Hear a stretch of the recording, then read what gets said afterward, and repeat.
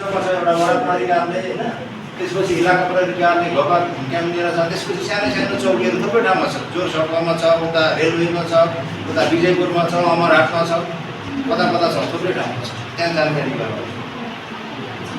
अब बालबालिकामाथि हुन सक्ने हिंसा अपराध 18 वर्षभन्दा सबैजना कम छ होइन, कि 18 वर्षभन्दा उमेर बढी पनि छ। 18 वर्षभन्दा कमलाई चाहिँ बालबालिका भनेर हाम्रो कानुनले मानेको छ।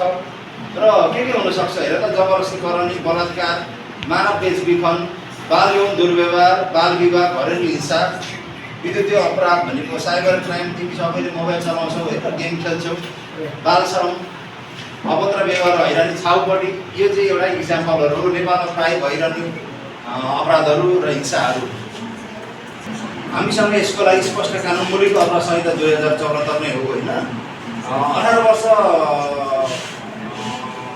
उमेर नतोकिकन कुनै नि व्यक्तिको, कुनै नि महिलाको मन्जुरी नलिकन परनी यदि गर्छ भने, सेक्स गर्छ भने त्यो चाहिँ रेप भनेर परनी भनेर चाहिँ मानेको छ कानुनले। तर 18 वर्षभन्दा मुनिकोले चाहिँ सहमति गरेर पनि गर्यो भने त्यो चाहिँ सहमति गरेर गर्दा पनि रेप हुने भयो क्या।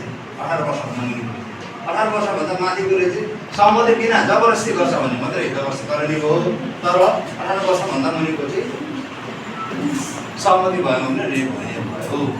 अब यहाँ बोल्दाखेरि, वेबसाइटहरू बोल्दाखेरि, सूचनाहरू पोस्ट गर्दा, फेसबुकमा पोस्ट गर्दाखेरि तिमी घुम्न जाएको फोटोहरू हाल्छौ नि, त्यो पोस्ट गर्दा पनि राम्ररी विचार गरेर बनाउनुपर्छ। र अभिभावकहरूले पनि आफ्नो छोराछोरीलाई इन्टरनेटमा गरिरहेको बारेमा जानकारी गराउनुपर्छ। अभिभावकहरूलाई भनेको चाहिँ म त्यहाँ टिचरहरूलाई भन्छु, धेरै समयसम्म सामाजिक सञ्जाल प्रयोग गर्दा मत लाग्ने बानी हुन्छ।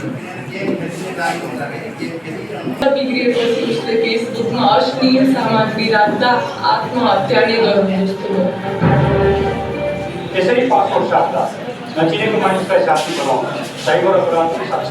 यसबाट सधैँ सतर्क रहनु।